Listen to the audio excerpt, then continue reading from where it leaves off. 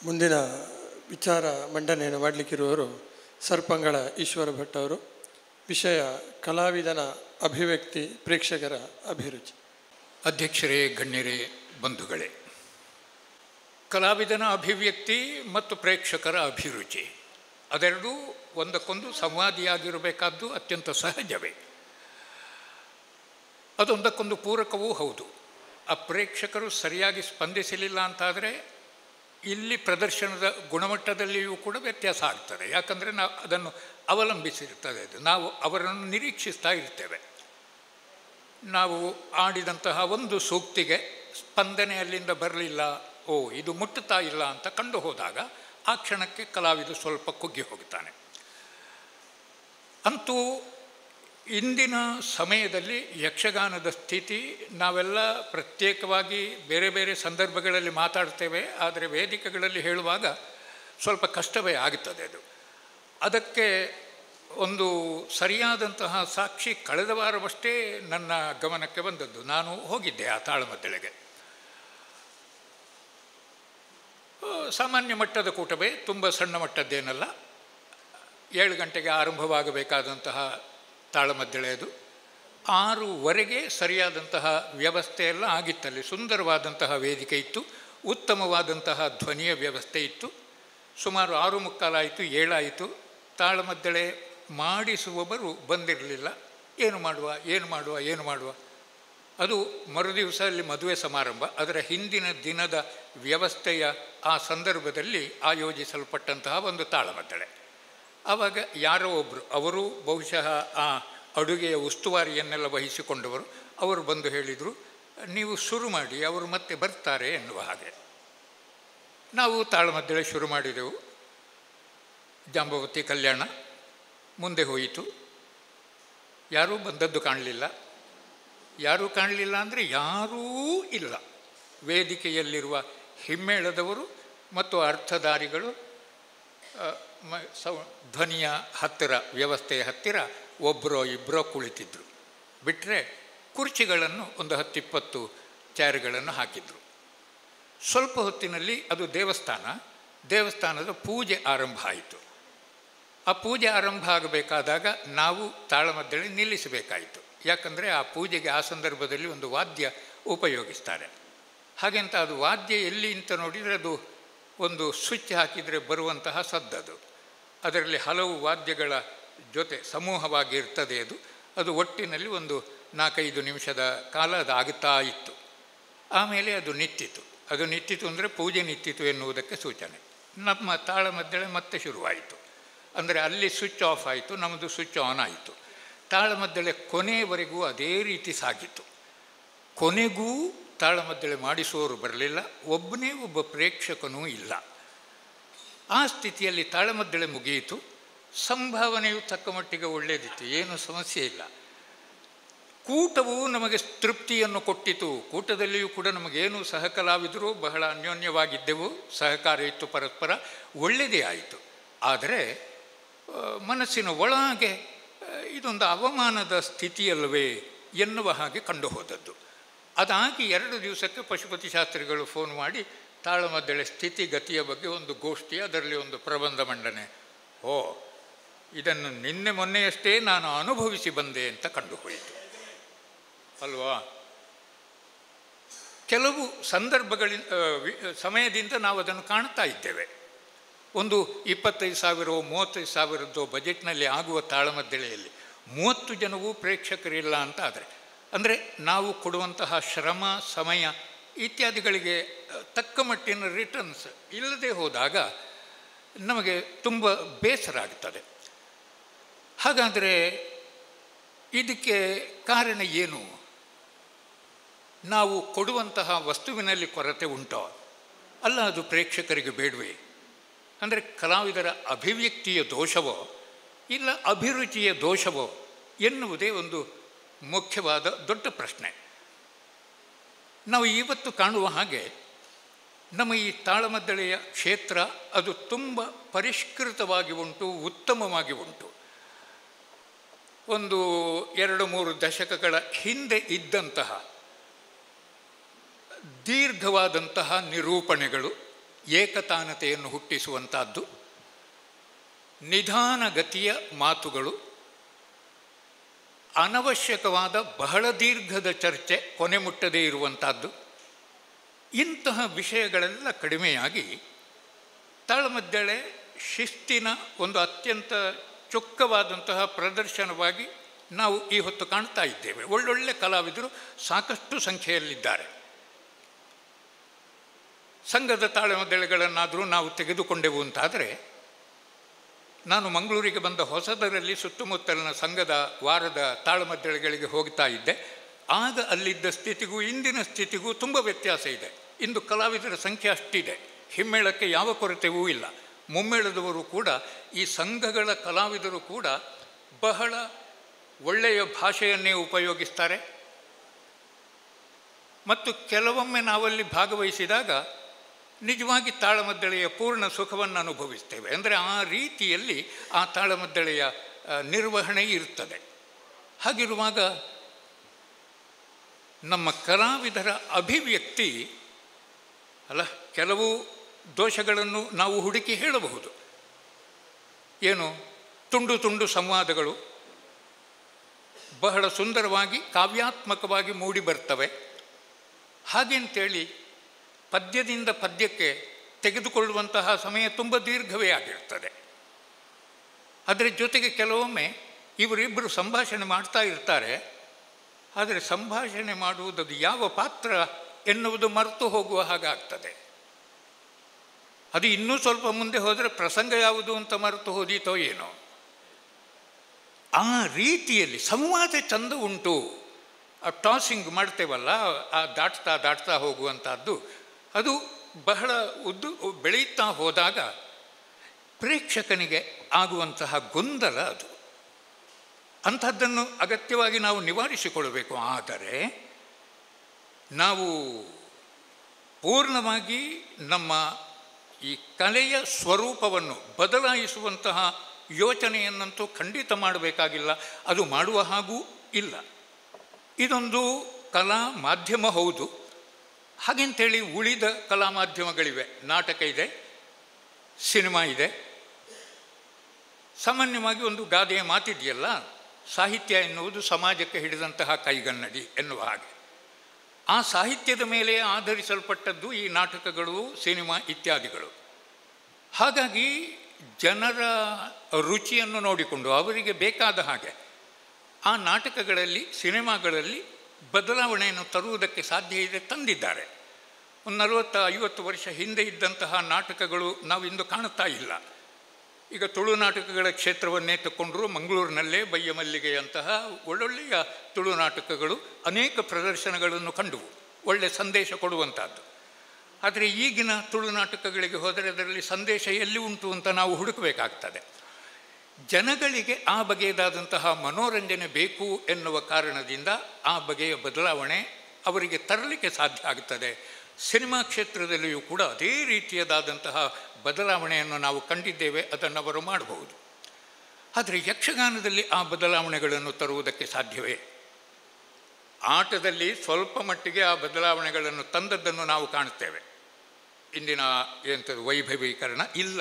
ಪ್ರಸಂಗದ ದೃಷ್ಟಿಯಿಂದ ನೋಡುವುದಾದರೆ ಆ ಪೌರಾಣಿಕ ಪ್ರಸಂಗಗಳನ್ನೇ ಸ್ವಲ್ಪ ಬದಲಾಯಿಸಿ ಅದಕ್ಕೆ ಹೊಸ ರೂಪವನ್ನು ಕೊಡುವಂಥದ್ದು, ಹೊಸ ಬಗೆಯಲ್ಲಿ ಅದನ್ನು ಸಂಯೋಜಿಸಿ ಪ್ರದರ್ಶಿಸುವಂಥದ್ದು, ಹಾಸ್ಯಕ್ಕೆ ಹೆಚ್ಚಿನ ಒತ್ತನ್ನು ಕೊಡುವಂಥದ್ದು, ಶೃಂಗಾರ ಪ್ರಧಾನವಾದ ಸನ್ನಿವೇಶಗಳನ್ನು ಹೆಚ್ಚು ಅಡಕಗೊಳಿಸುವಂಥದ್ದು, ಪ್ರಸಂಗಕ್ಕೆ ಅಗತ್ಯ ಇಲ್ಲದೇ ಇದ್ದರೂ ಕೂಡ ಈ ಅಭಿವ್ಯಕ್ತಿಯಲ್ಲಿ ಇಂತಹ ಒಂದು ಮಿತಿಯ ಒಳಗೆ ಕೆಲವು ಬದಲಾವಣೆಗಳನ್ನು ಮಾಡುವುದಕ್ಕೆ ಸಾಧ್ಯವೇ ವಿನಃ ಅದಕ್ಕಿಂತ ಹೆಚ್ಚಿನ ಬದಲಾವಣೆ ಪ್ರೇಕ್ಷಕರ ರುಚಿಯನ್ನು ಅನುರಕ್ಷಿಸಿ ಮಾಡುವುದಕ್ಕೆ ಸಾಧ್ಯ ಆಗುವುದಿಲ್ಲ. ಯಾಕಂದರೆ ನಾಟಕದ ವಸ್ತು, ಸಿನಿಮಾದ ವಸ್ತು ವರ್ತಮಾನ ಸಮಾಜದ್ದು. ಆದರೆ ನಮ್ಮ ಯಕ್ಷಗಾನದ ವಸ್ತು ವರ್ತಮಾನ ಸಮಾಜದ್ದಲ್ಲ. ವರ್ತಮಾನ ಸಮಾಜದ ವಸ್ತುವನ್ನು ನಾವು ಅನೇಕ ಈ ಹೊಸ ಪ್ರಸಂಗಗಳಲ್ಲಿ ಕಾಣಬಹುದು. ತುಳು ಪ್ರಸಂಗಗಳಿವೆ. ಆದರೆ ಅಲ್ಲಿ ಹೋಗಿ ಆಟ ನೋಡುವಾಗ ನಾವು ಯಕ್ಷಗಾನ ನೋಡ್ತಾ ಇದ್ದೇವೆ ಎನ್ನುವುದೇ ಅನಿಸುವುದಿಲ್ಲ. ಸಾಮಾಜಿಕ ನಾಟಕವನ್ನು ನೋಡಿದಂತಹ ಅನುಭವ ನಮಗೆ ಬರ್ತದೆ. ಆ ಅನುಭವ ಒಂದು ಪೌರಾಣಿಕ ಯಕ್ಷಗಾನವನ್ನು ನೋಡಿದಾಗ ಅದರಲ್ಲೂ ತಾಳಮದ್ದಳೆಯನ್ನು ಕೇಳುವಂತಹ ಸಂದರ್ಭದಲ್ಲಿ ಬರಬಾರ್ದಲ್ಲ. ಅಂದರೆ ಈ ತಾಳಮದ್ದಳೆಗೆ ವಸ್ತುವಾಗಿ ಸಿಗುವಂಥದ್ದು ನಮಗೆ ಆರ್ಷೇಯ ಸಾಹಿತ್ಯದ ಗಟ್ಟಿನೆಲ್ಲ, ಅಂದರೆ ವೇದ, ಪುರಾಣ, ಶ್ರುತಿ, ಸ್ಮೃತಿಗಳು ಇವುಗಳೇ ಅದಕ್ಕೆ ಆಕರವಾಗಿ ಉಳ್ಳದ್ದು. ಆನಂತರ ಮುಂದುವರಿದು ಪುರಾಣಗಳು, ಅದರದ್ದೇ ಉಪಬ್ರಹ್ಮಣ ಅಥವಾ ಕಾವ್ಯಗಳು ಆ ರೀತಿಯಲ್ಲಿ ಬಂದು ಹೋಯಿತು. ಇವುಗಳಿಂದ ನಾವು ವಸ್ತುವನ್ನು ತೆಗೆದುಕೊಂಡಿದ್ದೇವೆ. ಅವುಗಳ ವಿಷಯಗಳು ಅಂದರೆ ಆ ಕಾಲದ ಸಾಮಾಜಿಕವಾದಂತಹ ಸ್ಥಿತಿಯದಾಗಿದ್ದಿರಲಿಕ್ಕೂ ಸಾಕು, ಆದರೆ ಈ ಕಾಲದ್ದಲ್ಲ. ಹಾಗಾದ್ರಿಂದ ನಾವು ಒಪ್ಪಿಕೊಳ್ಳುವುದೇನು?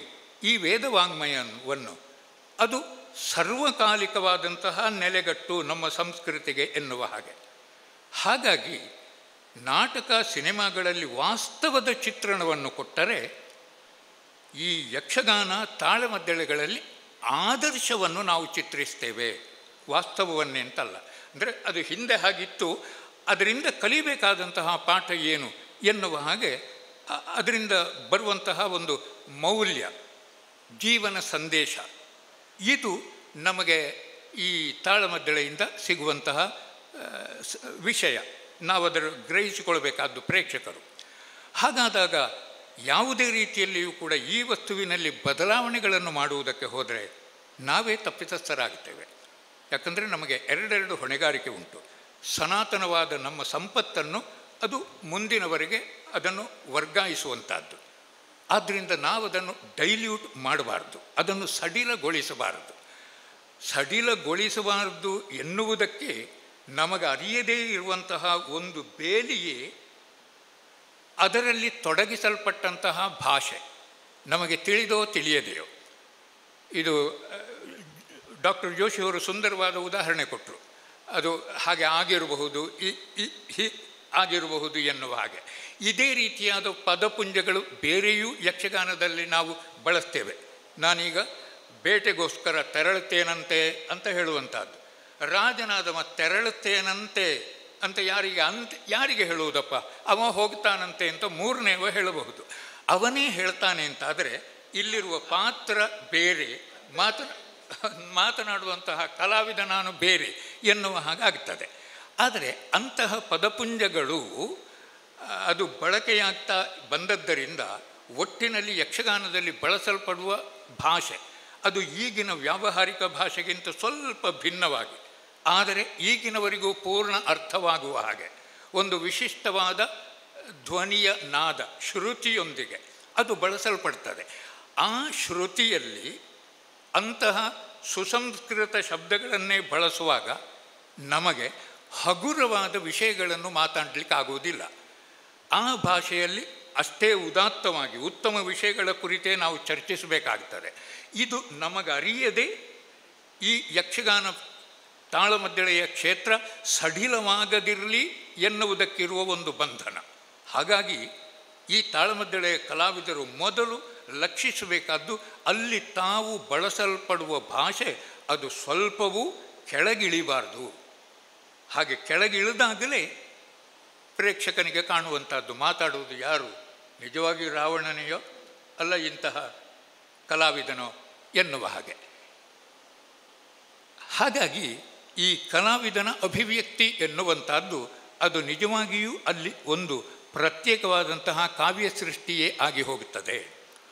ಈ ಕಲೆ ಎನ್ನುವಂಥದ್ದು ಅದು ನಮ್ಮ ಇಂದ್ರಿಯಗಳ ಮೂಲಕ, ಮುಖ್ಯವಾಗಿ ಕಣ್ಣು ಕಿವಿಗಳ ಮೂಲಕ ಒಂದು ವಿಶೇಷವಾದ ಅನುಭೂತಿಯನ್ನು ಉಂಟು ಮಾಡುವಂಥದ್ದು. ಎಂತಹ ಅನುಭೂತಿ ಅದು?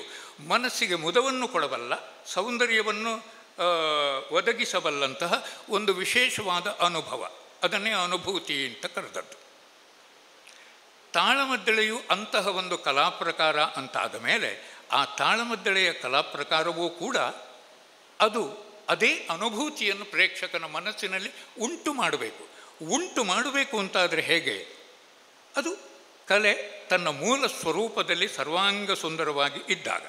ಈಗ ಒಂದು ಚಿತ್ರಕಲೆ, ಒಂದು ನಾಟಕ, ಇಲ್ಲ ಒಂದು ಸಂಗೀತ, ಅಲ್ಲ ಒಂದು ಕಾವ್ಯ, ಆ ಕಾವ್ಯಗಳೆಲ್ಲವೂ ಬೇರೆ ಬೇರೆ ಸ್ವರೂಪದಿಂದ ಆ ಪ್ರೇಕ್ಷಕನಿಗೆ, ಸಹೃದಯನಿಗೆ ಅದು ಬ್ರಹ್ಮಾನಂದವನ್ನು ಕೊಡ್ತದೆ ಎನ್ನುವ ಹಾಗೆ ನಾವು ಕಾವ್ಯ ಮೀಮಾಂಸೆಯಲ್ಲಿ ಕಾಣುವಂತಹ ತತ್ವ.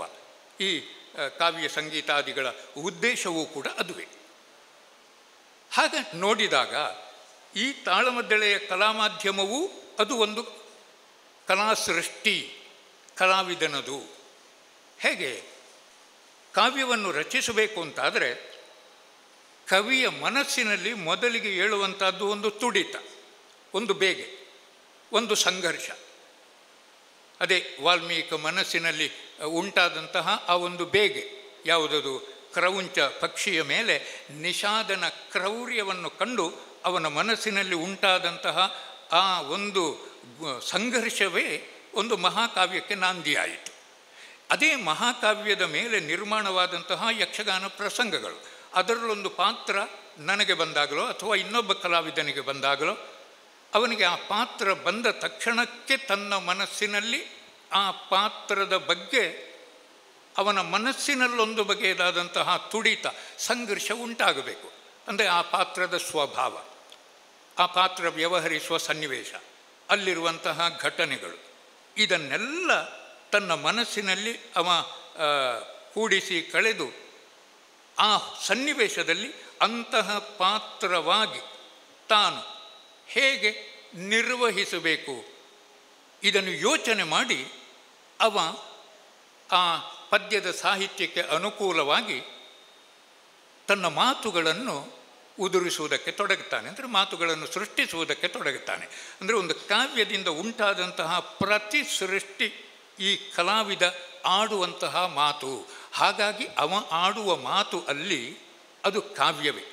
ವಾಕ್ಯಂ ರಸಾತ್ಮಕಂ ಕಾವ್ಯಂ, ಅದು ರಸಭಾವ ಪೂರ್ಣವಾಗಿ ಇರಬೇಕು. ಹಾಗೆ ಇದ್ದಾಗ ಮಾತ್ರ ಅಲ್ಲಿ ನಿಜವಾದ ರಾವಣನೇ ಇಲ್ಲ ರಾಮನೇ, ಅಂದರೆ ಆ ಪಾತ್ರವೇ ಅಲ್ಲಿ ಉಂಟು ಅಂತ ಪ್ರೇಕ್ಷಕ ತಿಳಿಯುವುದಕ್ಕೆ ಸಾಧ್ಯ ಆಗ್ತದೆ. ಅಂದರೆ ಇದೀಗ ನನಗೆ ಶೀರ್ಷಿಕೆಯನ್ನು ಕೊಟ್ಟಾಗಲೇ ಒಂದು ಸಂದೇಹ ಬಂದದ್ದು, ಅದು ನಿಜವಾಗಿ ಕಲಾವಿದನ ಅಭಿವ್ಯಕ್ತಿಯೋ ಇಲ್ಲ ಪಾತ್ರದ ಅಭಿವ್ಯಕ್ತಿಯೋ ಎನ್ನುವ ಹಾಗೆ. ಅಂದರೆ ಕಲಾವಿದನಿಗೆ ಪಾತ್ರದ ಜೊತೆಗೆ ತಾದಾತ್ಮ್ಯ ಬರಬೇಕು.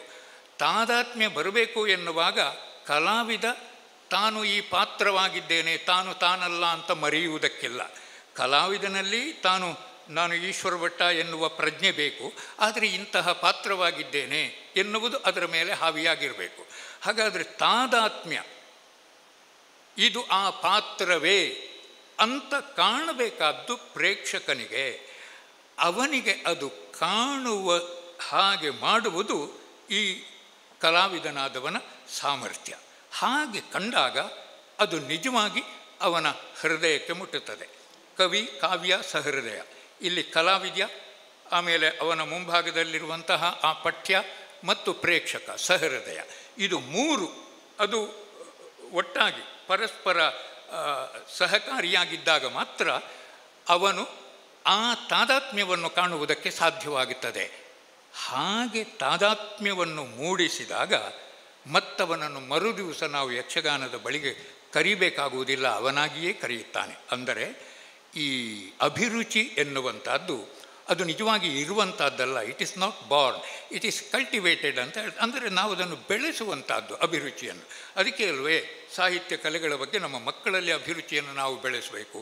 ಹಾಗೆಯೇ ನಮ್ಮ ಸಮಾಜದಲ್ಲಿಯೂ ಕೂಡ ಅಂತಹ ಅಭಿರುಚಿಯನ್ನು ನಾವು ನಿರ್ಮಾಣ ಮಾಡುವ ಕೆಲಸ ಮಾಡಬೇಕು. ಆ ನಿರ್ಮಾಣ ಮಾಡಬೇಕು ಅಂತಾದರೆ ಸ್ವಲ್ಪ ಮಟ್ಟಿಗೆ ನಮ್ಮಿಂದಲೂ ನಾವು ನಮ್ಮನ್ನು ಬದಲಾಯಿಸಿಕೊಳ್ಬೇಕಾದಂತಹ ಅಗತ್ಯ ತುಂಬ ಖಂಡಿತ ಇದೆ. ಈ ಮೊದಲು ಈ ಮಹಿಳಾ ಯಕ್ಷಗಾನದ ಬಗ್ಗೆ ಇಲ್ಲಿ ಪ್ರಸ್ತಾಪವಾಯಿತು. ಮಕ್ಕಳ ಯಕ್ಷಗಾನವೂ ನಡೆಯುತ್ತದೆ. ಈಗ ಬಹಳಷ್ಟು ಸಂಘಗಳು ಇದ್ದಾವೆ. ಅವರೇ ಹೇಳ್ತಾರೆ ಗುಣಮಟ್ಟ ಇನ್ನೂ ಬೆಳಿಬೇಕಾಗಿದೆ ಅಂತ. ಆದರೂ ಅವರಿಗೆ ಸಾಕಷ್ಟು ಅವಕಾಶಗಳು ಸಿಗುತ್ತವೆ, ವೇದಿಕೆಗಳು ಸಿಗುತ್ತವೆ. ಯಾಕಂತಂದರೆ ಈ ಸಮಾಜಕ್ಕೆ ಬೇಕಾದ್ದನ್ನು ಕೊಡುವಷ್ಟು ಅವರು ಶಕ್ತರಾಗಿದ್ದಾರೆ ಎನ್ನುವುದರ ಅರ್ಥ ಅಲ್ವೇ? ಅಂದರೆ ಸೀಮಿತವಾದ ಸಮಯದಲ್ಲಿ ಒಂದು ವಸ್ತುವನ್ನು ಒಂದು ಸಮೂಹದ ಮುಂದೆ ಅವರು ಪ್ರದರ್ಶಿಸುವಷ್ಟು ಸಾಮರ್ಥ್ಯವನ್ನು ಹೊಂದಿಕೊಂಡಿದ್ದಾರೆ. ಆದ್ದರಿಂದ 2 ಗಂಟೆಯ ಒಳಗೆ ಆಗಬೇಕು. 2 ಗಂಟೆಯಲ್ಲಿ ಅವರು ಮಾಡಿಬಿಡ್ತಾರೆ ಮಹಿಳೆಯರು. ಅವರದ್ದೇ ಇಟ್ಟು ಬಿಡೋಣ. ಸುಂದರವಾದ ಒಂದು ಬೆಳವಣಿಗೆ ಇತ್ತಿತ್ತಲಾಗಿ ನಾನು ಕಂಡದ್ದು ನಮ್ಮ ವಿಶಾಲ ಯಕ್ಷ ಬಳಗ ನಂದಳಿಕೆ ಸುಬ್ರಹ್ಮಣ್ಯ ವೈಪಡಿತಾಯರು.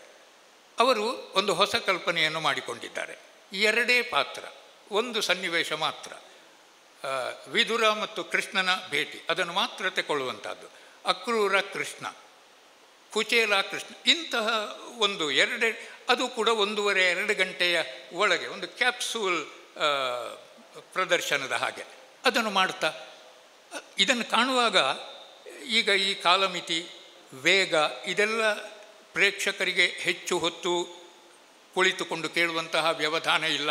ಆದ್ದರಿಂದಲೇ ಅಲ್ವೇ ಇಡೀ ರಾತ್ರಿಯ ಕಾರ್ಯಕ್ರಮಗಳೆಲ್ಲ ನಿಂತು ಹೋದದ್ದು, ತಾಳಮದ್ದಳೆಯೂ ಕೂಡ ಆದದ್ದು ಹಾಗೆಯೇ. ಹಾಗಾಗಿ ಕಡಿಮೆ ಸಮಯದಲ್ಲಿ ಚೊಕ್ಕದಾಗಿ ಪ್ರಸಂಗಗಳನ್ನು ಕೊಡುವ ಹಾಗೆ ನಾವು ಅದನ್ನು ರೂಪಿಸಿಕೊಳ್ಬೇಕು. ಅಂದರೆ ಈ ಕಥೆ ಎಲ್ಲರಿಗೂ ಗೊತ್ತಿದೆ, ಹಾಗಾದರೆ ಸಂವಾದದ ಸುಖವನ್ನು ಕೇಳುವುದಕ್ಕೆ, ಅನುಭವಿಸುವುದಕ್ಕೆ ಬರ್ತಾರೆ. ಪ್ರಶ್ನೆಗಳು ಬೇಕು, ಉತ್ತರಗಳು ಬೇಕು, ಅಂದರೆ ವಾದ ಬೆಳಿಬೇಕು. ಅಂದರೆ ಆ ವಾದ ಬೆಳೆದು 1-2 ಸಲ ಆ ಕಡೆಗೆ ಹೋಗಲಿ, ಅದನ್ನೇ ಮತ್ತೆ ಹಿಂಜಿ ಮತ್ತೆ ಎಳೆಯುತ್ತಾ ಹೋಗುವಂಥದ್ದು ಇದು ಸರ್ವಥಾ ಸಲ್ಲದು. ಅದು ಮೊದಲು ಕೂಡ ನಮಗೆ ಕಾಣುವುದಕ್ಕಿತ್ತು. ನಾವು ಪ್ರೇಕ್ಷಕರಾಗಿದ್ದಾಗ ಹಿಂದಿನಿಂದ ಮಾತಾಡಿಕೊಳ್ತಾ ಇದ್ದೆವು, ಇಷ್ಟೆಲ್ಲ ಈ ವಾಲಿ ರಾಮನ ಹತ್ರ ಯಾಕೆ ಚರ್ಚೆ ಮಾಡುವುದು, ಕೊನೆಗಂತೂ ವಾಲಿ ರಾಮನಿಗೆ ಶರಣಾಗುವುದೇ ಅಲ್ವೇ. ಕೃಷ್ಣ ಕೌರವ ಚರ್ಚೆ ಮಾಡಿದಾಗ ಏನು ಹೇಳ್ತೇವೆ, ಎಷ್ಟೇ ಮಾಡಿದರೂ ಕೊನೆಗೂ ಕೌರವ, ಅದೇ ಹಿಂದೆ ರಾವಣ ಕಂಸ ಮುಖ್ಯರ ಅಂತ ಹೇಳುವುದಕ್ಕೆ ಇರುವವ ಅಲ್ವಾ, ಅವನಿಗೇನಾದರೂ ರಾಜ್ಯ ತನ್ನದಾಗಿ ಉಳಿಯುವುದಕ್ಕುಂಟೆ. ಹಾಗಾಗಿ ಅದರ ಕೊನೆ ಏನು ಎನ್ನುವುದು ಮೊದಲೇ ಗೊತ್ತಿದೆ ನಮಗೆ. ಹಾಗಾಗಿ ಅಲ್ಲಿ ಆದಷ್ಟು ರೋಚಕತೆಯನ್ನು ನಮ್ಮ ಸಂಭಾಷಣೆಯಲ್ಲಿ ಉಂಟು ಮಾಡಬೇಕೇ ಹೊರತು ಅದಕ್ಕಿಂತ ಹೆಚ್ಚು ತಾಳಮದ್ದಳೆಗಳಲ್ಲಿ ನಾವು ತೋರಿಸಬೇಕಾದಂತಹ ಅಗತ್ಯ ಇಲ್ಲ. ಅದು ಪ್ರೇಕ್ಷಕರ ತಾಳ್ಮೆಯನ್ನು ಪರೀಕ್ಷಿಸಿದ ಹಾಗಾಗ್ತದೆ. ಹೀಗೆ ಚುಟುಕಾದ 2-2.5-3 ಗಂಟೆಗಳ ಒಳಗೆ ಪ್ರಸಂಗ ಇನ್ನಷ್ಟು ಹಿಗ್ಗಿಸಿ, ಯಾವ ಪಾತ್ರವನ್ನು ಬಿಡದೆ, ವಾಲಿವಧೆಯಲ್ಲಿ ತಾರೆಯನ್ನು ಬಿಡದೆ, ಕೃಷ್ಣ ಸಂಧಾನದಲ್ಲಿಯೂ ತೆಕ್ಕೊಳ್ಬೇಕಾದಂತಹ ಇದನ್ನು ಪಾತ್ರಗಳನ್ನೆಲ್ಲ ತೆಗೆದುಕೊಂಡು, ಪದ್ಯಗಳನ್ನು ಹೆಚ್ಚು ಮಾಡಿಕೊಂಡು, ಬಹಳ ಅಲ್ಲಲ್ಲಿ ಒಂದೊಂದು ಪದ್ಯಗಳನ್ನು ಮಾತ್ರ ಇಟ್ಟುಕೊಳ್ಳದೆ, ಈ ರೀತಿಯದಾದಂತಹ ಬದಲಾವಣೆಗಳನ್ನು ನಾವು ಮಾಡಿಕೊಳ್ಬೇಕು. ಹಾಗೆ ಮಾಡಿಕೊಂಡ್ರೆ ಪ್ರೇಕ್ಷಕರಿಗೆ ಸ್ವಲ್ಪ ಹತ್ತಿರವಾಗಬಹುದು. ಏನು ಅನುಕರಣೆ ಮುಖ್ಯವಾಗಿ ಪ್ರಸ್ತಾಪಿಸಲ್ಪಟ್ಟಿತು ಅಭಿವ್ಯಕ್ತಿಯಲ್ಲಿ. ಅನುಕರಣೆ ಎನ್ನುವಂಥದ್ದು ನಮಗೆ ಮಾರ್ಗದರ್ಶನದ ದೃಷ್ಟಿಯಿಂದಷ್ಟೇ. ಈಗ ಹೇಳಿದರು ಶೇಣಿಯವರು ರಾವಣನ ಅರ್ಥ ಇನ್ನೊಂದು 500 ವರ್ಷದ ಕಾಲ ಇರುವ ಹಾಗೆ ಅಂತ. ಆದರೆ ಜೋಶಿಯವರು ಅದೇ ರಾವಣನನ್ನು ಮಾಡಿದಾಗ ನಮಗೆ ಇದು ರಾವಣನೇ ಎನ್ನುವ ಹಾಗೆ ಕಂಡ್ರೆ ಸಾಕಲ್ಲ, ಅದು ಕಾಣುತ್ತದೆ ಎನ್ನುವುದು ಅದು ಯಶಸ್ಸೇ ಅಲ್ಲವೇ. ಹಾಗಿರುವಾಗ ಆ ಮಟ್ಟಕ್ಕೆ ಮುಟ್ಟಲಿಲ್ಲ ಅಂತ ಈ ಕಾವ್ಯ ಸೃಷ್ಟಿ ಅಥವಾ ಯಾವುದೇ ಕಲೆ, ಒಬ್ಬ ಚಿತ್ರವನ್ನಾದರೂ ಒಬ್ಬ ಯಾಕೆ ಬರೆಯುತ್ತಾನೆ ಕಲಾವಿದ ಅಂತಂದರೆ ಅದು ಜನರಿಗೋಸ್ಕರ ಅಲ್ಲ, ಅದು ಸಮಾಜಕ್ಕೋಸ್ಕರ ಅಲ್ಲ, ಅದು ಸ್ವಾಂತ ಸುಖಾಯ, ಅಂದರೆ ತನಗೋಸ್ಕರವಾಗಿ ಬರೆಯುತ್ತಾನೆ. ತನಗೋಸ್ಕರವಾಗಿ ಬರೆದದ್ರಲ್ಲಿ ಅವನಿಗೆ ಸುಖ ಸಿಕ್ಕಿತು ಅಂತಾದರೆ ಅವನ ಹಾಗೆಯೇ ಇರುವ ಇನ್ನೊಬ್ಬನಿಗೂ ಸುಖ ಸಿಗುತ್ತದೆಯೇ, ಇದು ಸಿದ್ಧಾಂತ. ಯಾಕಂದರೆ ಇವನ ಹಾಗೆಯೇ ಇನ್ನೊಬ್ಬನಲ್ವೇ. ಅದೇ ದೃಷ್ಟಿಯಿಂದ ನೋಡುವವನಿಗೆ ಈ ಚಿತ್ರದಲ್ಲಿ ಇವ ಏನು ಭಾವವನ್ನು ಕಲ್ಪಿಸಿ ಬರೆದಿರ್ತಾನೋ ಚಿತ್ರರಚನೆ, ಅದನ್ನೇ ಇನ್ನೊಬ್ಬ ಸಹೃದಯಿ ಅದರಲ್ಲಿ ಕಾಣ್ತಾನೆ. ಆದ ಕಾರಣ ಹೇಳುವ ರಾವಣ ಜೋಶಿಯವರಿಗೆ ತೃಪ್ತಿ ಕೊಟ್ಟರೆ ಅದು ಜನಕ್ಕೆ ಅದಕ್ಕಿಂತ ಹೆಚ್ಚು ಮೆಚ್ಚುಗೆ ಆಗಿರ್ತದೆ. ನಾವೆಲ್ಲ ಜೋಶಿಯವರ ಪಾತ್ರವನ್ನು ಬಹಳ ಎಳವೆಯಿಂದಲೇ ಕಂಡು ಮೆಚ್ಚಿದವರು, ಅವರ ಅದ್ಭುತವಾದಂತಹ ಸುಗ್ರೀವ ಇತ್ಯಾದಿ ಪಾತ್ರಗಳು. ಅನುಕರಣೆ ಇದ್ದರೂ ಮಾರ್ಗದರ್ಶನ ಅಷ್ಟೇ ಹೊರತು ಆ ನಂತರ ಅವನ ಪ್ರಸ್ತುತಿಯಲ್ಲಿ, ಅವನ ಅಭಿವ್ಯಕ್ತಿಯಲ್ಲಿ ಅವನದಾದಂತಹ ಸ್ವಂತಿಕೆಯನ್ನು ನಾವು ಕಾಣುತ್ತೇವೆ. ಆ ಸ್ವಂತಿಕೆಯ ಕುರಿತೇ ರಾಮದಾಸ್ ಸಾಮಗರ ಉದಾಹರಣೆಯನ್ನವರು ಕೊಟ್ಟರು. ಇದು ನಾವು ಎಲ್ಲರಲ್ಲಿಯೂ ಕಾಣಬೇಕು. ಅದೇನು ಎಲ್ಲರೂ ಅವರೊಬ್ಬರ ಅರ್ಥವನ್ನೇ ಅನುಸರಿಸಿ ಮಾತನಾಡ್ತಾ ಇದ್ದಾರೆ. ಈಗಿನ ವಿಷಯ ಹೌದದು. ನಾನು ಅನೇಕ ಸಂದರ್ಭಗಳಲ್ಲಿ ಹೊರಗಿನಿಂದ ಕೇಳುವಾಗ ಅದು ಸ್ಪಷ್ಟ ಗೊತ್ತಾಗುವುದಿಲ್ಲ ಯಾರು ಮಾತನಾಡುವುದು ಅಂತ. ಅಂದರೆ ಒಂದೇ ಶೈಲಿಯನ್ನು ಹಲವು ಮಂದಿ ಅದೇ ರೀತಿಯಲ್ಲಿ, ಅಂದರೆ ಪ್ರಸ್ತುತಿಯಲ್ಲಿ ನವೀನತೆ ಈಗಿನ ಹೊಸ ಕಾದಂಬರಿಗಳು ಇತ್ಯಾದಿಗಳಲ್ಲಿ ಏನು ಕಾಣುತ್ತೇವೆಯೋ ಅದನ್ನು ಅಳವಡಿಸುವ ಪ್ರಯತ್ನ ಈಗಿನ ಯುವ ಕಲಾವಿದರು ಖಂಡಿತ ಮಾಡ್ತಾ ಇದ್ದಾರೆ. ಅದು ತುಂಬ ಸ್ತುತ್ಯರ್ಹವಾದ ವಿಷಯವೇ. ಆದರೆ ಅದೇ ಒಬ್ಬನಿಗೊಬ್ಬನಿಗೆ ದಾಟುತ್ತಾ ಹೋಗಬಾರದು. ಅದರಲ್ಲಿ ಪ್ರತ್ಯೇಕತೆ ಕಾಣುವ ಹಾಗೆ ಪ್ರತಿಯೊಬ್ಬನೂ ಪ್ರಯತ್ನ ಮಾಡಬೇಕು. ಮುಖ್ಯವಾಗಿ ಆ ಪಾತ್ರದಿಂದ ಹೊರಗೆ ಅಲ್ಲ, ತಾನು ಪಾತ್ರವಾಗಿದ್ದುಕೊಂಡೇ ವ್ಯವಹರಿಸಬೇಕು. ಹಾಗಾದಾಗ ಪ್ರೇಕ್ಷಕರ ಅಭಿರುಚಿ, ಅದೇ ಇವರು ಯಾರು ದೊಡ್ಡ ಸಾಮಗರು ಹೇಳ್ತಾ ಇದ್ದರು, ಜನರ ಪ್ರೇಕ್ಷಕರ ಬಳಿಗೆ ನಾವು ಹೋಗೋಣವೋ ಇಲ್ಲ ಅವರನ್ನು ಕರೆದು ತರುವುದೋ ಎನ್ನುವ ಹಾಗೆ. ಆವಾಗ ಡಾಕ್ಟರ್ ಶಿವರಾಮ ಕಾರಂತರು ಪುತ್ತೂರಿನಲ್ಲಿ ಒಂದು ಸಂದರ್ಭದಲ್ಲಿ ಹೇಳಿದ ಮಾತು ನೆನಪಾಗ್ತದೆ. ಪುತ್ತೂರಿನ ಟೌನ್ ಹಾಲ್ನಲ್ಲಿ ಯಾವುದೋ ಒಂದು ಸಾಹಿತ್ಯದ ಕಾರ್ಯಕ್ರಮಕ್ಕೆ ಅವರು ಬಂದಿದ್ದರು. ಸಂಘಟಕರು ಅಲ್ಲಿ ಹೊರಗೆ ನಿಂತುಕೊಂಡು ಕಾಯ್ತಾ ಇದ್ದಾರೆ.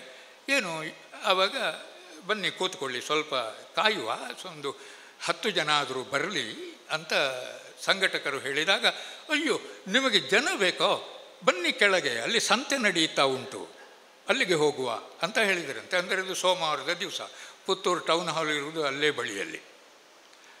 ಹಾಗಾದರೆ ಅದಲ್ಲ, ಇದು ನಾವು ಅವರ ಬಳಿಗೆ ಹಾಗೆ ನಮ್ಮ ವಸ್ತುವನ್ನು, ಅದನ್ನು ಯಾವ ಕಾರಣಕ್ಕೂ ನಾವು ಅದನ್ನು ಶಿಥಿಲಗೊಳಿಸಬಾರದು. ಅಷ್ಟು ಗಟ್ಟಿತನ ಉಂಟು, ಅದಕ್ಕೆ ಸರಿಯಾದಂತಹ ರಕ್ಷಣೆ ಉಂಟು, ಅದು ಹಾಗೆಯೇ ಉಳಿಬೇಕು.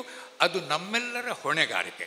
ಅದರ ಜೊತೆಗೆಯೇ ಅದನ್ನು ಸವಿಲಿಕ್ಕೆ ಸಿದ್ಧರಾದಂತಹ ಪ್ರೇಕ್ಷಕ ವೃಂದವನ್ನು ನಿರ್ಮಾಣ ಮಾಡಬೇಕಾದ್ದು ಕೂಡ ನಮ್ಮೆಲ್ಲರ ಹೊಣೆಗಾರಿಕೆಯೂ ಹೌದು. ಅದಾಗಬೇಕು ಅಂತಾದರೆ ನಾವು ಸ್ವಲ್ಪ ಅದರ ಬಗ್ಗೆ ಪುನಃ ಆಲೋಚನೆಯನ್ನು ಮಾಡಿ, ಈ ಏನು ಪ್ರಸಂಗದ ಪ್ರದರ್ಶನಕ್ಕೆ ಮೊದಲು ಮಾತುಕತೆಯಾಡಿ ಪರಸ್ಪರ ಹೊಂದಾಣಿಕೆ ಇತ್ಯಾದಿಗಳೆಲ್ಲ ಉಂಟಲ್ಲ, ಬಹಳ ಸುಂದರವಾಗಿ ಆಗ್ತಾ ಉಂಟದು. ಅದೇ ರೀತಿಯಲ್ಲಿ ನಾವು ಮುಂದುವರಿಯುತ್ತಾ ಹೋದರೆ ಖಂಡಿತವಾಗಿ ಇದು ಪ್ರೇಕ್ಷಕರಿಗೆ ಹತ್ತಿರ ಆಗದೆ ಉಳಿಯುವುದಿಲ್ಲ, ಜನರ ಅಭಿರುಚಿಯೂ ಬದಲಾಗುತ್ತದೆ ಎನ್ನುವ ವಿಶ್ವಾಸ ನನ್ನದು. ಇದರೊಂದಿಗೆ ನನ್ನ 4 ಮಾತುಗಳನ್ನು ಮುಗಿಸ್ತೇನೆ. ನಮಸ್ಕಾರ. ಒಂದು ಕಲೆಯಲ್ಲಿ ಸಹ ಯಾವಾಗಲೂ ಇದು ಒಂದು ಚರ್ಚೆ. ಅಭಿವ್ಯಕ್ತಿ ಅಭಿರುಚಿಗಳಿಗೆ ಹೇಗೆ ಸಂಬಂಧ ಏನು ಅಂತ, ಅಭಿರುಚಿಗಾಗಿ ಅಭಿವ್ಯಕ್ತಿಯನ್ನು ಮಾಡಬೇಕಾ ಅಂತ. ಸಹಜವಾಗಿ ಒಂದು ಕಲೆ ಅಭಿರುಚಿಯ ಮೇಲೆ ಬದಲಾಗ್ತಲೂ ಇರುತ್ತದೆ. ಸ್ವಲ್ಪ ಬದಲಾಗದಿದ್ದರೆ 2 ಪಾಠಗಳಿಲ್ಲದ ಸಾಂಸ್ಕೃತಿಕ ವಸ್ತು ಡೆಡ್ ಅಂತೆ. ವೇದದ ಉಚ್ಚಾರದಲ್ಲಿ ಕೂಡ ಉಂಟು. ಎಷ್ಟು ನೀವು ಘನ ಜಟೆ ಪಾಠಗಳನ್ನೆಲ್ಲ ಮಾಡಿ ಬಹುವಿಧ ಪಾಠಗಳನ್ನು ಮಾಡಿದರೂ ವ್ಯತ್ಯಾಸ ಉಂಟು. ಆದರೆ ಹೆಚ್ಚು ಪ್ರಕಾಶಿಸುವಾಗ ಮಾಡೋದು ಹೇಗೆ ಅಂತ. ತಾಳಮದ್ದಲೆ ರಂಗದ ದೊಡ್ಡ ಸಮಸ್ಯೆ ಏನಂದರೆ, ಈಗ ತಾಳಮದ್ದಲೆ ಆಗ್ತಾ ಇದ್ದ ಕೆಲವು ವೇದಿಕೆಗಳಿದ್ದವು, ಹೊಸ ವೇದಿಕೆಗಳ ನಿರ್ಮಾಣ ಆಗಿದೆ. ಅದು ಒಳ್ಳೆಯದು. 2 ಪ್ರಯೋಜನ ಆಗಿದೆ. ಒಂದು, ಜನರು ಬರುವಾಗಿದೆ ಅಲ್ಲಿ. ಇನ್ನೊಂದು, ಅದೇ ಪ್ರಸಂಗ ಇದ್ದದ್ದು ಬದಲಾಗಿದೆ. ಈಗ ಇಲ್ಲೇ ಕಟೀಲ್ನಲ್ಲಿ ಎಂಥದ್ದು ಧರ್ಮವು ರಕ್ಷತೆ ರಕ್ಷಿತ, ಪಂಚಮುಖ ರುದ್ರ, ಇಂಥ 15-20 ವಿಷಯ ತಕ್ಕೊಂಡು ಕಲಾವಿದರ ಮೇಲೆ ಒಂದು ಒತ್ತಡವೇ, ಅದು ಮಾಡಬೇಕು, ನೀನು ತಯಾರಾಗಬೇಕು. ಪ್ರಸಂಗ ರಚನೆ ಆಯಿತು. ಅದರಲ್ಲಿ ಹೊಸ ರೀತಿಯ ಮಾತುಗಾರಿಕೆಗೆ ಅವಕಾಶ ಆಗಿದೆ.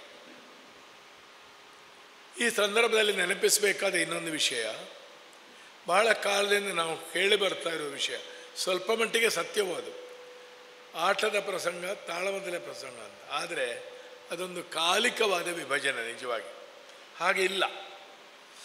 ಮೈರಾವಣ ಕಾಳಗ, ಅತಿಕಾಯ, ಇಂದ್ರಜಿತು, ಸಮುದ್ರ ಮಥನ ಎಲ್ಲ ತಾಳಮದ್ದಲೆ ಆಗ್ತಿತ್ತು. ಕೃಷ್ಣ ಸಂಧಾನದಂಥದ್ದು ತಾಳಮದ್ದಲೆಯಲ್ಲಿ ಯಾಕೆ ವಿಶ್ವವಿಜಯಂಥದ್ದು ಪಾಪ್ಯುಲರ್ ಆಯ್ತಂದರೆ,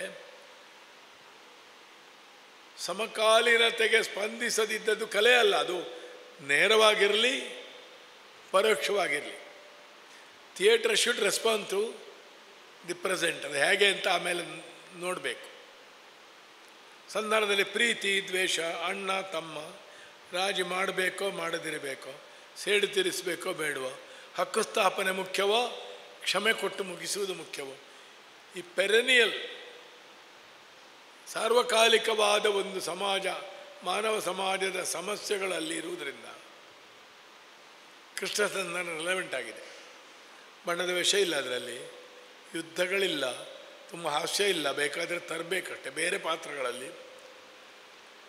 ಹರಿಶ್ಚಂದ್ರ ಚರಿತ್ರೆ, ದಳ ಚರಿತ್ರೆ ನೋಡಿ, ಅಲ್ಲಿಯೂ ಹಾಗೆ. ನಾವು ಆಟದ ಫಾರ್ಮುಲಾ ಅಂತ ಏನುಂಟ, ಆ ಫಾರ್ಮುಲಾದ ವಿಷಯಗಳಿಲ್ಲ ಅದರಲ್ಲಿ. 2-3 ಪಾತ್ರದಲ್ಲೇ ಆಗ್ತದೆ. ಆದರೆ ಅದು ಯಾಕೆ ಸ್ಪಂದಿಸ್ತದೆ ಅಂದರೆ ಸಾರ್ವಕಾಲಿಕವಾದ ಮನುಷ್ಯನ ಏಳು ಬೀಳುಗಳನ್ನು ಅದು ಹೇಳ್ತದೆ. ಇದು ನಳ ಚರಿತ್ರೆ ಅರ್ಥ ಆಗಬೇಕಾದ್ರೆ ನಮಗೆ ಭಾರತೀಯ ಪುರಾಣ ಪರಂಪರೆ ಗೊತ್ತಿರಲೇಬೇಕು ಅಂತಿಲ್ಲ. ಕರ್ಣನ ದುಃಖ ಅರ್ಥ ಆಗಬೇಕಾದ್ರೆ ಗೊತ್ತಿರಬೇಕು, ಅವನಿಗೇನು ಅನ್ಯಾಯ ಆಗಿದೆ, ಹಾಗೆ ಹೀಗೆ, ಪಾಂಡವರ ಕೌರವರ ಸಂಬಂಧ ಏನು. ಹರಿಶ್ಚಂದ್ರ ಚರಿತ್ರೆಯಲ್ಲಿ ಆದರೂ ಸ್ವಲ್ಪ ಹೌದು, ನಳಿ ಚರಿತ್ರೆ ಅಲ್ಲ. ಆದ್ದರಿಂದ ನಾವು ಸಾಮಾನ್ಯವಾದ ಒಂದು ಜರ್ನಲೀಸ್ ಅರ್ಥದಲ್ಲಿ ಅಲ್ಲ, ಒಂದು ಗಂಭೀರವಾದ ಅರ್ಥದಲ್ಲಿ ಸಮಕಾಲೀನತೆ ಅಂತ ಇಲ್ಲದ್ದು ಅದು ಕಲೆ ಆಗುವುದಿಲ್ಲ. ಆದರೆ ಸಮಕಾಲೀನತೆಗೆ ಸ್ಪಂದಿಸುವುದೇ ಹೇಗೆ ಅಂತ ಆ ಪ್ರಶ್ನೆ ತುಂಬ ಸಲ ಕಾಡ್ತದೆ. ಪತ್ರಿಕೆ ಶಬ್ದಗಳನ್ನು ತೆಕ್ಕೊಂಡು ಇದನ್ನು ಸಮಕಾಲೀನತೆ ಅಂತ ಹೇಳೋದು ಬಹಳ ವಿರಳವಾಗಿ, ಅಪರೂಪವಾಗಿ ಮೂಡುಬಿದಿರೆಯವರೊಬ್ಬರು ಸಮಕಾಲೀನತೆ ಎಂದರೆ ಏನು ಅಂತ ಬರೆದರು. ನಮ್ಮ ಅಗಲಿ ಹೋದ ಒಬ್ಬ ಕಲಾವಿದರು ತಾನು ಹೇಳಿದ್ದನ್ನೆಲ್ಲ ಸಮಕಾಲೀನತೆ ಅಂತ ಸಮರ್ಥಿಸಿಕೊಂಡ ಕೆಲವೇ ದಿವಸದಲ್ಲಿ ಲಲಿತರಂಗದಲ್ಲಿ ಮುಕುಂದ ಕಾಮತ್ ಅಂತ ಹೇಳೋರು ಒಂದು ಲೇಖನ ಬಂತು. ತುಂಬ ಉತ್ಕೃಷ್ಟ ಲೇಖನ, ಅವರು ಹೆಚ್ಚು ಬರೀಲಿಲ್ಲ. ಇಂಥ ಮಾತು ಕೇಳಿದೆ ನಾನು, ಅವರಿಗೆ ಕಲೆಯಲ್ಲಿ ಸಮಕಾಲೀನತೆ ಅಂದರೆ ಏನು ಅಂತಲೇ ಗೊತ್ತಿಲ್ಲ, ಸ್ಪಷ್ಟ ಹೇಳಿದರು. ಈಗ ಖಾಂಡೇಕರ್ ಸಮಕಾಲೀನತೆ ತಂದಿದ್ದಾರೆ, ಭೈರಪ್ಪ ತಂದಿದ್ದಾರೆ, ಸತ್ಯಕಾಮ ತಂದಿದ್ದಾರೆ, ಪೌರಾಣಿಕ ಕಾದಂಬರಿಗಳನ್ನು ಬರೆದವರು ಅನೇಕರು ತಂದಿದ್ದಾರೆ. DS ಶ್ರೀಧರದ್ದು ಉಂಟಲ್ಲ, ಪರಶುರಾಮ ಮತ್ತು ವಿಶ್ವಾಮಿತ್ರ. ಸಮಕಾಲೀನತೆ ತರುವ ವಿಧಾನ ಹೇಗೆ ಅಂತ ಒಂದು ನಾವು ಯೋಚಿಸಬೇಕು. ಇನ್ನೊಂದು ಅಭಿನಯದ ಬಗ್ಗೆ ಒಂದು ಮಾತು ಈಶ್ವರ ಭಟ್ರು ನಾನು ಮಾತಾಡಿಕೊಂಡ ವಿಷಯವೇ. ಬೆಳಿಗ್ಗೆ ಆ ಮಾತು ಬಂತು, ನನಗೆ ಅದರಲ್ಲೊಂದು ಬೇರೆ ಅಭಿಪ್ರಾಯ ಉಂಟು. ತಲ್ಲೀನತೆ, ಪರಕಾಯ ಪ್ರವೇಶ ಪಾಪ್ಯುಲರ್ ಇದೆ, ಎಲ್ಲರೂ ಹೇಳ್ತಾರೆ, ಸಂದರ್ಶನಗಳಲ್ಲಿಯೂ ಬರ್ತದೆ. ನೀವು ಪ್ರಸಿದ್ಧರಾಗಲು ಕಾರಣವೇನು? ನಾನು ಪರಕಾಯ ಪ್ರವೇಶ ಮಾಡಿದ್ದೇ ಕಾರಣ. ಹೌದು, ಅದು ಇರಲಿ, ಅದೊಂದು ಬಾಯ್ಪಾಠ. ಆದರೆ ಪಾತ್ರಕ್ಕೂ ಪಾತ್ರಧಾರಿಗೂ ಡಿಸ್ಟೆನ್ಸ್ ಇರುವುದೇ ಕಲೆಯ ಚಂದ. ಪೂಜ್ಯರಾದ ದೇರದೇವರು ರಸದ ಬಗ್ಗೆ 2 ರೂಪ ಕೊಡ್ತಿದ್ರು. ಸರಳ ಉದಾಹರಣೆ, ಒಂದು ಗುಲಾಬ್ ಜಾಮೂನ್ನ ರಸ, ಒಂದು ಜಿಲೇಬಿದು ಅಂತ, ಅದು ಅವರದ್ದೇ ಭಾಷೆ.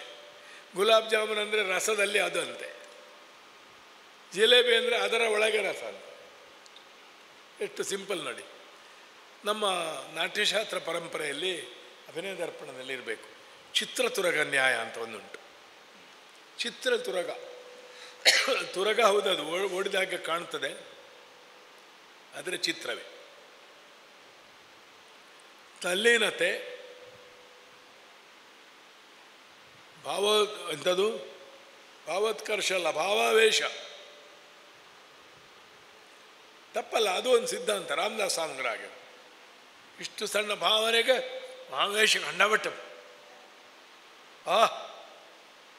ಶ್ರೀಮನೋಹರ ಸ್ವಾಮಿ ಪರಾಕು ನಾವು ಮುಳುಗಿ ಹೋಗ್ತೇವೆ ಅವರು ಮಾತಾಡುವಾಗ. ಶೇಣಿಯವರೇ ಹೇಳಿದ್ದಾರೆ ಒಮ್ಮೆ, ಅವರ ಪೂರ್ವಾರ್ಧದ ಭೀಷ್ಮ ಅವರು ಹೇಳಿ, 2ನೇ ಭೀಷ್ಮ ರಂಗಭಟ್ರ ಮನೆಯಲ್ಲಿ ಕಾಣುತ್ತದೆ ಅಲ್ವಾ? 2ನೇ ಭೀಷ್ಮ ರಾಮದಾಸ್ ಸ್ವಾಮಿ, ಇದ ಹರಿದಾಸ ಅವನೇ ಹೇಳಕ್ಕದ್ದು ಅಂತ. ಆದರೆ ಅದೊಂದೇ ಸಿದ್ಧಾಂತ ಅಲ್ಲ. ರಸಕ್ಕೆ ಶಂಭು ಹೆಗಡೆ ಮಾದರಿ ಉಂಟು, ಶೇಣಿಯವರ ಮಾದರಿ ಉಂಟು. ಅವರು ಹೆಚ್ಚು ಕೂಗದೆ ಸ್ಪಂದನ ಕೊಡ್ತಾರೆ. ಅವರು ಹರಿಶ್ಚಂದ್ರ, ಕರ್ಣ, ಭೀಷ್ಮ, ವಂಡರ್ಫುಲ್. ಮನಸ್ಸು ಮಾಡಿದರೆ ದೊಡ್ಡ ಸಾಮುಗ್ರಂಥವರಲ್ಲಿ 2 ವಿಧಾನ ಉಂಟು. ಹಾಗೆ 2 ವಿಧಾನಗಳನ್ನು ಅನುಸರಿಸೋರಿದ್ದಾರೆ. ಇದು ನಮ್ಮ ಸಾಮರ್ಥ್ಯ ಅಥವಾ ಆಯ್ಕೆ ಮೇಲೆ ನಾವು ಹೇಳುವ ಪ್ರಿಫರೆನ್ಸ್ ಕೂಡ ಇರ್ಬೋದು. ನಾನು ಕರ್ಣ ಭೀಷ್ಮನಂತ ಅರ್ಥ ಹೇಳುವವನೇ. ಭಾವುಕತೆ ಬೇಕು, ಆದರೆ ತಲ್ಲೀನತೆ ಎನ್ನುವುದನ್ನು ಸಾಮಾನ್ಯರು ಯಾವ ಅರ್ಥದಲ್ಲಿ ಹೇಳ್ತಾರೋ ಅದು ಅಂಡರ್ಸ್ಟ್ಯಾಂಡಬಲ್, ಹೌದದು. ಆದರೆ ಹಾಗೆ ಇರಬೇಕಾಗಿಲ್ಲ ಅಂತ ನನ್ನ ಅಭಿಪ್ರಾಯ. ಯಕ್ಷಗಾನಕ್ಕಿರುವ ವೇದಿಕೆಗಳ ಬಗ್ಗೆ ಪ್ರಸ್ತಾವಿಸಿದೆ ನಾನು. ಒಂದು ಉದಾಹರಣೆ ಹೇಳ್ತೇನೆ. ಅಡ್ಡನಡಕದಲ್ಲಿ ಕಳೆದ 40-50 ವರ್ಷದ ಒಬ್ಬ ಅಧ್ಯಾಪಕ, ಸಾಮಾಜಿಕವಾಗಿ ಒಬ್ಬ ಸಾಮಾನ್ಯ ವ್ಯಕ್ತಿ, ಬರೇಕೇಶವ ಭಟ್, ವರ್ಷಕ್ಕೆ 1-2 ತಾಳಮಂದಲೆ ಮಾಡಿ ನಿಯರ್ಲಿ 40 ಇಯರ್ಸ್ ಮೇಲೆ ನನ್ನ ಅಭಿರುಚಿ ಕಾಪಾಡಿಕೊಂಡು. ತಾಳಮಂತ್ರ ಇಲ್ಲಲ್ಲ ಅಲ್ಲೀಗ, ಇಲ್ಲವೇ ಇಲ್ಲ. ಪುತ್ತೂರು ಹಾಗೆ ಆಗಿದೆ, ಸುಳ್ಯದಲ್ಲೇ ಆಗ್ತಿತ್ತು. ಒಬ್ಬರು ಇಬ್ಬರ ಮೇಲೆ ನೆಕ್ಸ್ಟ್ ಜನ್ರೇಷನ್ ತಯಾರಾಗದಿದ್ದರೆ, ಈಗ ಕಿನ್ನಿಗೋಳಿಯಲ್ಲಿ ಅದು ಬೇರೆ ರೂಪದಲ್ಲಿ ಕಂಟಿನ್ಯೂ ಆಗಿದೆ, ಕಾರ್ಕಳದಲ್ಲಿ ಬಹಳ ವರ್ಷದಿಂದ ಉಂಟು. ತಾಳಮಂದ್ರೆ ಕಮರ್ಷಿಯಲ್ ಆರ್ಟ್ ಅಲ್ಲ, ಕಲಾವಿದರು ಗಮನಿಸಬೇಕು. ಈಗ ಆಟದ ವಿಷಯ ಬೇರೆ. ಇನ್ನೊಂದು ಈ ಸಂದರ್ಭದಲ್ಲಿ ಗಮನಿಸಬೇಕಾದ್ದು, ಜನಾಭಿರುಚಿಗಾಗಿ ನಾವು ಹೀಗೆ ಮಾಡ್ತೇವೆ ಹಾಗೆ ಮಾಡ್ತೇವೆ ಅಂತ ಹೇಳುವಾಗ ಟೆಂಟ್ ಮೇಳದಲ್ಲಿ ಅದಕ್ಕೊಂದು 10% ರಿಯಾಯಿತಿ ಉಂಟು. ಟಿಕೆಟ್ ಕೊಟ್ಟು ಜನ ಬರಬೇಕಲ್ಲ. ಈಗ ಒಬ್ಬನೇ ಹಣ ಕೊಡುವ ಬಯಲಾಟದಲ್ಲಿ ಹಾಗೆ ಆಗ್ತಾ ಉಂಟಲ್ಲ, ಅಲ್ಲಿ ಎಲ್ಲಿ ಜನರ ಒತ್ತಡ ಉಂಟು, ಒಬ್ಬಲ್ಲಿ ಆಡಿಸುವುದು. ಈಗ ನಮಗೆ ಸ್ವಾತಂತ್ರ್ಯ ಉಂಟು, ಮುಕ್ತವಾಗಿ ಫಾರ್ಮ್ ಆ್ಯಂಡ್ ಫಾರ್ಮ್ಯಾಟ್ ಕಲೆಯನ್ನು ಉಳಿಸಿಗೆ ಸಾಧ್ಯತೆ ಉಂಟು. ತಾಳಮದ್ದಲೆ ಹಾಗಿದ್ದ ಕಲೆ ಅದು ಇವತ್ತಿಗೂ ಎಮೆಚ್ಯೂರ್ ಆರ್ಟ್. ಅದರಲ್ಲಿ ಪ್ರೊಫೆಷನಲ್ ಲೆವೆಲ್ನ ಕಲಾವಿದರಿರ್ಬೋದೇ ಹೊರತು ಹವ್ಯಾಸಿ ಕಲೆ. ಇನ್ನೊಂದು ಏನಾಗಿದೆ, ತಾಳಮದ್ದಲೆ ಬಜೆಟ್ ಹೆಚ್ಚಾದ್ರಿಂದ ಸಣ್ಣ ಪಾತ್ರ ಬಿಡ್ತಾ ಇದ್ದೇವೆ. ನನ್ನ ಹತ್ರ ಒಬ್ಬರು ಹೇಳಿದ್ದಾರೆ, 3 ಪದ್ಯಕ್ಕೆ ಸಹ 3,000 ಕೊಡಬೇಡುವ. ನೇರ. ನಾನು 50 ವರ್ಷಗಳಿಂದ ಅರಣ್ಯರೋಧನ ಮಾಡ್ತಾ ಬಂದ ಒಂದು ವಿಷಯ ಉಂಟು. ಅರಣ್ಯರೋಧನವೇ ಅದು. ಯಾಕಂದರೆ ನಾನು ಅರಣ್ಯದಿಂದಲೇ ಬಂದವ. ಸ್ಥಳೀಯರನ್ನು ಬಿಡಬೇಡಿ, ನಂಬರ್ 1. ಎಲ್ಲ ದೊಡ್ಡ ಕಲಾವಿದರನ್ನು ಹಾಕಬೇಡಿ. ಈಗ ಒಂದು ಯಕ್ಷಗಾನ ಮೇಳದಲ್ಲಿ ದೊಡ್ಡ ಸಾಮಗರು, ಶೇಣಿಯವರು, ರಾಮದಾಸ್ ಸಾಮರು, ಗೋವಿಂದ ಭಟ್ಟ, ಅಳಕರಾಮಯ್ಯರೆ, ನಾರಾಯಣ ಹೆಗಡೆ, ಚಂದ್ರಗಿರಿ ಎಂಬು ಹಾಕಿದರೆ ಮೇಳ 8 ದಿವಸ ನಡೆದೀತ. ಕಾಲು ಕೀಲು ಬೇಕು.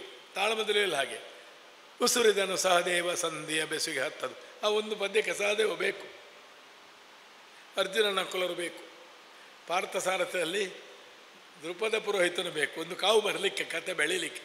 ಈಗಾಗಲ್ಲ ಮುಖ್ಯ ಕಲಾವಿದರು. ಈಗ ಈಶ್ವರ ಭಟ್ರು ಹೇಳಿದ ವಿಷಯವನ್ನೇ ಒಂದು 10-20 ವರ್ಷದಿಂದ ನಂಬ್ಯಾರು ಹೇಳಿದರು. ಮಾತು ಅರ್ಧ ಗಂಟೆ ಬೆಳೀತಾ ಉಂಟು, ಆ ಪಾತ್ರಗಳ ರಿಲೇಷನ್ ಏನು ಅಂತಲೇ ಗೊತ್ತಾಗೋದಿಲ್ಲ.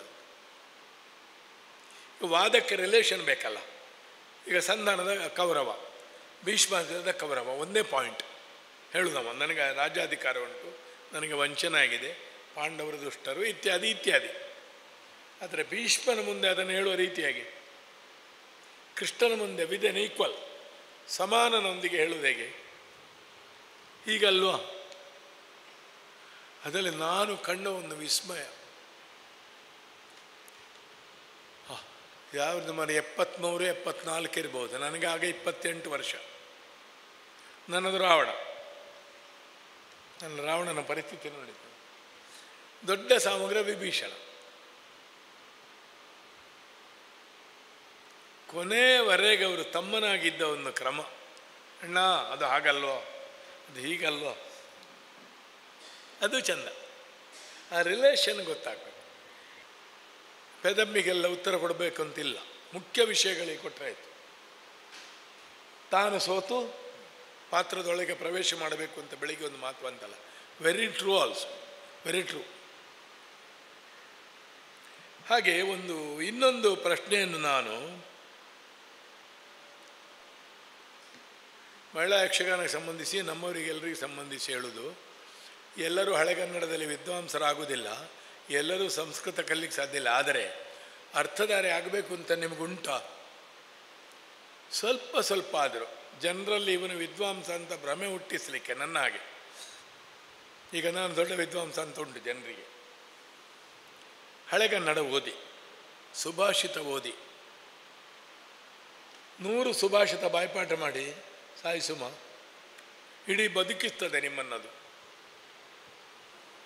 ಸಂಸ್ಕೃತ ಸ್ವಚ್ಛ ಉಚ್ಚಾರ, ಭಾವವರಿತು ಹೇಳುವ ಕ್ರಮ ಗೊತ್ತಿದ್ದರೆ ಮೇಲೆ ಹಾಕಿಬಿಡ್ತದೆ ಅದು. ಶ್ರೇಣಿಯವರು ಕೌರವ ಮಾಡಿ, ನಾನು ಕೃಷ್ಣ ಮಾಡಿ ಹೇಳಿದ್ದೆ. ರಾಜಸೂಯ ಮಾಡಿದವ ಧರ್ಮರಾಯ, ಅವ ಬಂದು ಕಾಲಿಡಬೇಕು ಅಂತೆಲ್ಲ ನೀನು ಹೇಳಬಾರ್ದು. ದೊಡ್ಡ ಮಾವ, ರಾಜ್ಯ ಕೊಡದಿರೂ ಕೊಡುವುದು ಬೇರೆ. ಹೌದು, ಅವರಲ್ಲಿ ತುಪ್ಪ ಉಂಟು, ಇದು ಕೃಷ್ಣನು ಇದ್ದಾನೆ, ಯಾಗ ಮಾಡಿದರು ಅಂತ ಹೇಳಿಬಿಟ್ರು. Loose talk. ಓ, ಅದು ಸ್ವರ್ಣ ಯಾಗ ನೀನು ತುಪ್ಪ ಹೆಚ್ಚಾಗಿ ಮಾಡಿದ್ದ. ಆರ್ಷ ವಿಷಯದಲ್ಲಿ ನಾವು ಪ್ರಶ್ನೆ ಮಾಡಬಾರ್ದು ಹೇಳಿದೆ. ಸುಮ್ಮನಾದ್ರಲ್ಲ, ಮಾತಾಡಲಿಲ್ಲ. ಅಲ್ಲ, ತಲೆಗೋಗಿರ್ಬೋದು 1000 ವಾದ ಅವರಿಗೆ, ಶ್ರೇಣಿಯವರಲ್ವ, ಮಾತಾಡಬಾರ್ದು ಅಂತ ಗೊತ್ತಿತ್ತು. 3 ಸಲ ಯಾಕೆ ಅಂತ, ಶರಸೇತು ಬಂಧನ 3 ಸಲ ಯಾಕೆ? ಸುಮ್ಮನೆ ಕೂತ 2 ಸಲ. ಮತ್ತೆ ನೆನಪಾದ್ದು ಹೇಳಿದೆ, ತ್ರಿಣೀಪದ ವಿಚಕ್ರಮೆ, ವಿಷ್ಣುರು ಗೋಪಾದಾಭ್ಯ, ಶಕ್ತಿಗಳು 3, ಕಾಲಗಳು 3, ಮೂರ್ತಿಗಳು 3, 3ಕ್ಕೂ ತ್ರೈವಿದ್ಯರು ವೈದಿಕರು. ಹಾಗೆ 3ಕ್ಕೊಂದು ಮಹತ್ವ ಇರಬಹುದು ಅಂತ 3 ಅಂತ ನನ್ನ ಬಾಯಲ್ಲಿ ಬಂದು ಹೋದ್ದು ಅಂತ ಅರ್ಜುನ. ಹಾಗೆ 1 ಇಲ್ವೋ 4 ಇಲ್ವೋ ಅಂತ ಹೇಳ್ತಿದ್ರು ಅವರು, ಹೇಳಲಿಲ್ಲ. ಅಂದರೆ ಆರ್ಷವಾದ ವಿಷಯಗಳಿಗೆ ಒಂದು ಗೌರವ ಕೊಡುವ ಭಾವನೆ ವಿಶೇಷವಾಗಿ ಹರಿದಾಸ ಕಲಾವಿದರಲ್ಲಿ ಎಷ್ಟು ಅವರು ವಕ್ರ ಮಾತಾಡಿದರೂ ಉಂಟು. ಇದು ಅರಿಬೇಕಾದರೆ ನಾವು ಓದಿ ಅಲ್ಲ, ಬದುಕಿದವರಾಗಬೇಕು. ನಾನು ಜ್ಯೋತಿಷ್ಯ ಕಲ್ತವಲ್ಲ, ವೇದವು ಅಂಥದ್ದು ಕಲ್ತವಲ್ಲ. ಆದರೆ ತಂದೆಯವರು ಸಣ್ಣ ಪ್ರಾಯದಲ್ಲಿ ಹೇಳ್ತಾ ಇದ್ದದ್ದು ಕಿವಿಗೆ ಬಿದ್ದದ್ರಿಂದ ನನ್ನ ಬಾಲ್ಯದ ಮತ್ತು ತಾರುಣ್ಯದ ಸಮಾಜ ಜೀವನ ಚಿತ್ಪಾವನ ಸಮಾಜದ ಸಮೃದ್ಧವಾದ ವೈದಿಕ ಜೀವನದ ಮಧ್ಯ ಆದ್ದರಿಂದ ವೈದಿಕ ಸಂಸ್ಕೃತಿಯ ಬಗ್ಗೆ ಸಹ ಇವ ತಿಳ್ಕೊಂಡಿದ್ದಾನೆ ಅಂತ ಗ್ರಹಿಸುವಷ್ಟು ನೀವು ನನ್ನಲ್ಲಿ ಅದು ಒಳಗುಂಟು. ಆಮೇಲೆ ನಾನು ಪ್ರಾಕ್ಟಿಕಲ್ ಎಲ್ಲದಿದ್ದರು. ಆದ್ದರಿಂದ ಪುರಾಣದ ಅರಿವು ಎಂಬುದಕ್ಕಿಂತ ಕಾವ್ಯದ ಅರಿವು, ಸಂಸ್ಕೃತಿಯ ಅರಿವು, ಅರ್ಥದ ಅರಿವು ಬಹಳ ಮುಖ್ಯ. ಅಭಿರುಚಿ, ಅಭಿವ್ಯಕ್ತಿ ನಾವು ಜವಾಬ್ದಾರಿ ದಾಟಿಸುವ ಹಾಗಿಲ್ಲ, ಅದು ಜನರಿಗೆ ಬೇಕಾಗಿ ನಾವು ಮಾಡಿದೆವಂತ. ಒಂದು ಮಾತು ಹೇಳ್ತೇನೆ, ವ್ಯಾಪಾರಿ, ಕಲಾವಿದ, ರಾಜಕಾರಣಿ, ಸೊಸೈಟಿಗೆ ಕ್ಯಾಟರ್ ಮಾಡುವ ಯಾರೂ ಕೂಡ ಕಾಮನ್ಲಿ ಯೂಸ್ ಮಾಡುವ ಶಬ್ದ this is for the people, ಇದು ನಾನು ಜನರಿಗಾಗಿ ಮಾಡಿದ್ದು ಅಂತ. ಯಾವ ಜನರು? ಕಲೆ ವ್ಯಾಲ್ಯೂವನ್ನು ಮೆಜಾರಿಟಿ ಮೇಲೆ ನಿರ್ಣಯಿಸಲಿಕ್ಕಾಗ್ತದ? ಜನರು ಬಂದು ನಿಮ್ಮಲ್ಲಿ ಹೇಳಿದ್ದ, ಜನನಿ ಆಜ್ಞೆಯಲ್ಲಿ ಮಾಲಿನಿಯು 20 ನಿಮಿಷ ಸುತ್ತು ಬರಬೇಕು ಅಂತ ಜನರು ಹೇಳಿದ್ದಲ್ಲ ಅದು, ಅಥವಾ ಸಮಥಿಂಗ್ ಯಾವುದೋ ಒಂದು ಭಾವನೆ ಇಟ್ಕೊಂಡು ಮಾಡಿದಿರಿ, ತಪ್ಪಲ್ಲ. ನಾನು ಕಲೆ ಬಗ್ಗೆ ಒಂದು ಮಾತು ಯಾವಾಗಲೂ ಶಂಭೆಗಡೆಯವರದನ್ನು ರಿಪೀಟ್ ಮಾಡ್ತೇನೆ. ಹಿಂದಿನವರು ಏನೆಲ್ಲ ಮಾಡಿದ್ದಾರೋ ಅದೆಲ್ಲ ನಮಗೆ ಉಪಾದೇಯ, ಪೂಜ್ಯ. ಹಿಂದಿನವರು ಏನೆಲ್ಲ ಮಾಡಿದ್ದಾರೋ ಅದೆಲ್ಲ ವಿಮರ್ಶಾರ್ಹ. ಈ 2 ನಿಲುಮೆ ಇಟ್ಟುಕೊಂಡು ನಾವು ವ್ಯವಹರಿಸಬೇಕು. ಅನೇಕ ಭಾಷಣಗಾರರು ಹೇಳಿದ ಹಾಗೆ, ಇನ್ನು ಉದ್ದ ಮಾತಾಡೋದಿಲ್ಲ ಅಲ್ವಾ, ತುಂಬ ಭಾಷಣದವರು ಹೇಳ್ತಾರೆ ಇನ್ನು ನಾನು ಉದ್ದ ಮಾತಾಡೋದಿಲ್ಲ. ಸಮಕಾಲೀನ ರಂಗಭೂಮಿ ಅಂದರೆ ಏನು ಅಂತ. What is contemporary theatre? ಸಮಕಾಲೀನವಾದ ಸಮಸ್ಯೆ, ಬಸ್ ಸ್ಟ್ಯಾಂಡು, ಬಂಡಾಯ, ಕಾರ್ಮಿಕನ ಸಮಸ್ಯೆ, ರೈತನ ಸಮಸ್ಯೆ, ಆಧುನಿಕ ಮನುಷ್ಯನ ಸಂಘರ್ಷ, ಅದನ್ನು ಹೇಳುವ ಪ್ಯಾಂಟ್ ಶರ್ಟ್ ಹಾಕಿದ ವೇಷ ಇರುವ ರಂಗಭೂಮಿ ಮಾತ್ರ ಸಮಕಾಲೀನವ? ಈಗ 40 ಮೇಳ ಉಂಟಲ್ಲ ಸ್ವಾಮಿ, ಅದು ಕಂಟೆಂಪರರಿ ಥಿಯೇಟರ್ ಅಲ್ವಾ? ಈಗ ನಡೀತಾ ಇಲ್ವ ಅದು? ನಟನು ಕಂಟೆಂಪರರಿ ಅಲ್ವಾ? ನಮಗೆಷ್ಟು ರೆಲೆವೆಂಟ್ ಅಂತ ಕೇಳುವಾಗ ಬಿ ವಿ ಕಾರಂತರು ಹೇಳಿದ್ದಾರೆ, ಯಕ್ಷಗಾನ ಎಷ್ಟು ರೆಲೆವೆಂಟ್ ಅಲ್ಲ, ನೀನು ಯಕ್ಷಗಾನಕ್ಕೆ ಎಷ್ಟು ರೆಲೆವೆಂಟ್, ಉತ್ತರಾದಿ ಸಂಗೀತಕ್ಕೆ ನೀನೆಷ್ಟು ರೆಲೆವೆಂಟ್. ಇದನ್ನು ಕೂಡ ಯೋಚಿಸಬೇಕು. ಕಂಟೆಂಪರರಿ, ಸಮಕಾಲೀನ ಎನ್ನುವುದು ಅಷ್ಟು ಸರಳ ಅಲ್ಲ.